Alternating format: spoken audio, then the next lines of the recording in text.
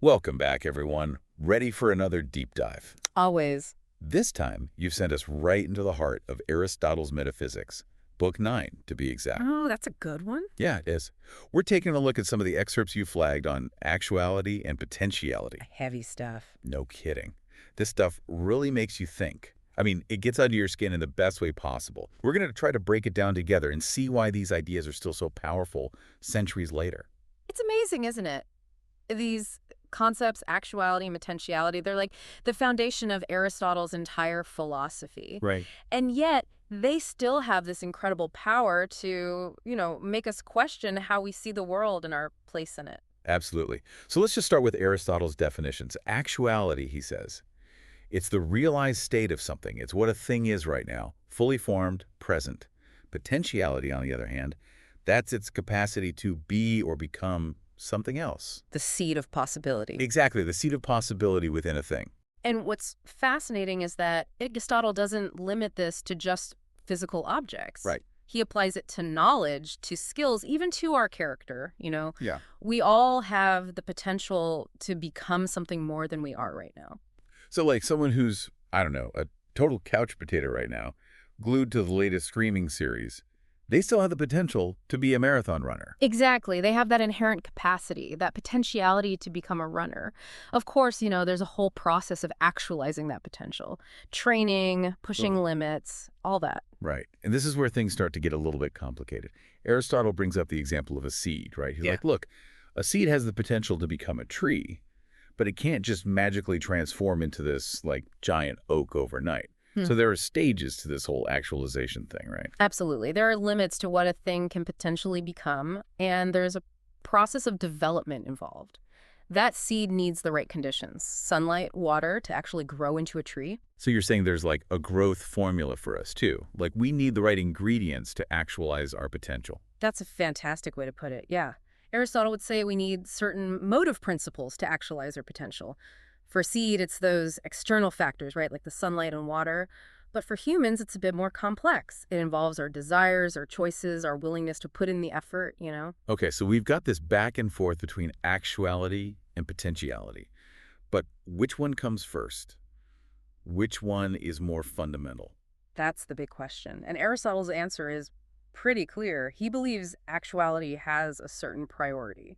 So you're telling me that what is right now is more important than all the possibilities of what could be? Not necessarily more important, but more fundamental. Aristotle argues that the actualized thing, the thing that exists in its full form, is more substantial, more fully realized. So like a fully grown tree is somehow more real than the seed it came from? In a way, yes.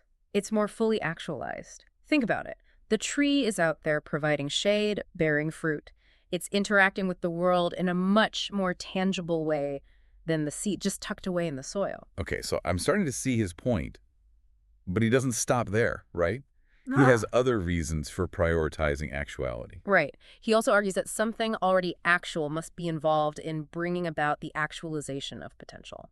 So are you saying we need someone or something that's already achieved a certain level to help us reach our own potential, like a mentor or a teacher? Precisely. The teacher, who's already mastered a skill, guides the student towards actualizing their own potential. Aristotle uses the example of a sculptor. The sculptor, who's already skilled in the art, shapes the raw material, the potential of the stone, into a beautiful statue. And without that skilled sculptor. That stone would just remain a block of potential, forever unrealized. And it's not just about having a teacher or mentor. It's about the choices we make, too. Aristotle argues that rational potentialities, the kind we humans have, they can produce opposite effects. Okay. We have the capacity for both good and bad, for creation and destruction. So our choices really do matter. It's not just about following some predetermined path. Exactly. Aristotle gives the example of the medical art.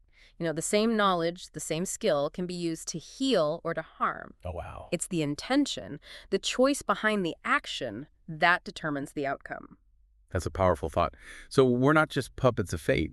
We have a say in which potentialities become actualities. Precisely. Our desires, our will, our choices, these all play a role in shaping who we become. So it's like we're co-authors of our own stories, constantly making choices that nudge us closer to one potentiality or another. I like that. That's a great way to put it. Okay, so our choices matter. But what about things we discover, like scientific discoveries or mathematical theorems? Does Aristotle think those are also about actualizing potential? That's a fantastic question. It leads us to one of Aristotle's most intriguing analogies. Okay. He compares the process of intellectual discovery to the actualization of a potential construction. Okay, I'm going to need you to unpack that one for me. Okay, sure. Imagine a geometric truth, Okay. like the Pythagorean theorem.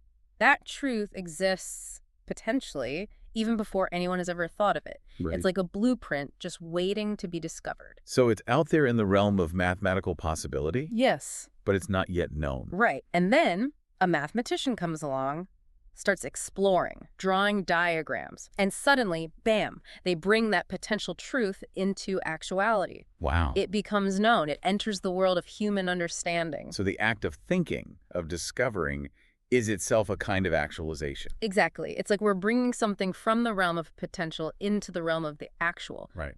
And this has some pretty interesting implications for how Aristotle thinks about truth itself. Okay, so let's talk about truth.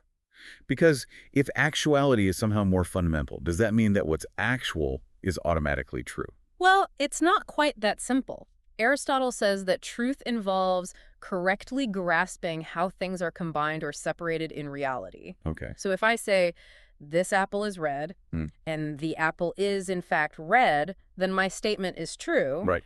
I've accurately grasped the combination of the apple and its redness. So it's about making statements that align with reality. Exactly. And error arises when our statements don't match up with how things actually are. But what about things that are always true, regardless of what we think or say? Like mathematical truths, for example. Yeah. Are those somehow more actual because they're unchanging? That's a really astute observation. Aristotle does say that when it comes to unchangeable things like mathematical truths, their truth or falsity is eternal. Right. They're not subject to change or opinion. So in a sense, those truths are always fully actualized. Yeah. They're not waiting for us to discover them to become true. You could say that. They exist in a realm of pure actuality, independent of our minds or our perceptions. Okay, so we've covered actuality, potentiality, truth. Anything else Aristotle throws into this mix? Well, there's one more connection he makes that I find particularly fascinating. Okay. He links the concept of actuality to the idea of goodness. Whoa, hold on. Actuality and goodness. How do those two connect? Aristotle argues that something that's potentially good is also potentially bad. A powerful tool, for instance, has the potential to be used for good or for evil. It all depends on how it's actualized. So a hammer can build a house or it can, break a skull. Exactly. It's the use that determines whether it's good or bad. Precisely. And because of this, Aristotle sees the actuality of goodness as superior to just, the mere potentiality for goodness. Okay. The actual good excludes its opposite. It's fully realized, free from any potential for badness. So a truly good act is one that's not just potentially good, but fully and completely good. Right. And he connects this back to those eternal, unchanging things we talked about earlier.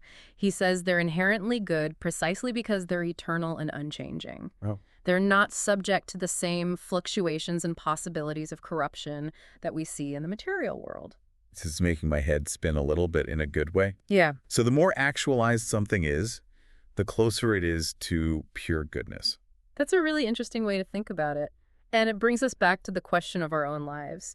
If actuality is somehow better than potentiality, what does that mean for how we live, for the choices we make? That is the question, isn't it? It's almost like Aristotle is giving us a challenge. Yeah. A challenge to actualize our highest potentialities. I think you're right. He's urging us to be intentional, to strive towards actualizing those potentialities that align with our rational nature, to cultivate our intellect, to pursue knowledge, to become more virtuous human beings. Yeah.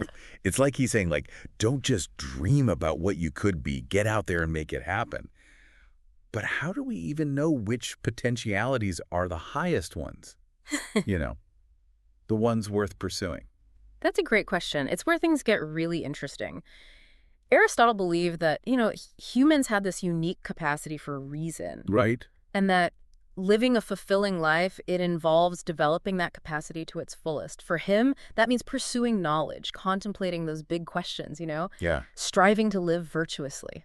So basically trade in all those mindless hours of scrolling through social media for some, quality time with Aristotle himself. Well, I wouldn't necessarily say you have to give up all your fun, Right. but Aristotle would definitely encourage us to be more like deliberate about how we spend our time and energy, what activities bring out the best in you, what makes you feel like you're actually growing as a person. Those are the potentialities worth pursuing. It's almost like he's giving us a framework for, like, self-improvement, you know? Figure out what you're capable of, what your best self looks like, and then just go after it. I think that's a great way to put it. Aristotle saw this whole process of, actualizing our potential as an ongoing journey, not a destination. Right. We're constantly striving to become more fully realized versions of ourselves. What if we stumble along the way, make mistakes? Yeah. Does that mean we've failed in our quest for actualization? Well, not at all. Aristotle recognized that setbacks and failures, they're just part of life. Right. In fact, he saw them as opportunities for learning and growth. It's how we respond to those challenges that really matters. Right. Do we give up or do we use them as fuel to keep striving towards our goals? So it's not about being perfect. It's about constantly pushing ourselves to be better, to keep moving towards that best self, even if we never fully get there. Exactly. It's about the journey, the process of growth and development. And that process, according to Aristotle, that's ultimately what gives meaning and purpose to our lives. I don't know about you, but I'm suddenly feeling this urge to, like, dust off my copy of the Nicomachean Ethics and start putting some of this into practice. This deep dive into Aristotle has been a real eye-opener. It really is amazing how these ancient ideas can still feel so relevant to our lives today. Yeah. I mean, that's the beauty of philosophy, isn't it? It invites us to think deeply about ourselves and the world around us, and to strive for a life that's both meaningful and fulfilling. So, to wrap things up, actuality isn't just about what is, it's about what can be, Yeah. about this incredible potential within each of us. And maybe, just maybe, by understanding Aristotle's ideas, we can get a little closer to actualizing our own best selves. I think Aristotle would agree with that. Well, that's all the time we have for today's deep dive. Ah. But I really hope this has sparked your curiosity and inspired you to keep exploring Aristotle's works. Me too. There's a whole universe of wisdom waiting to be discovered. And who knows, maybe in the process, you'll discover something amazing about yourself. Until next time, keep diving deep.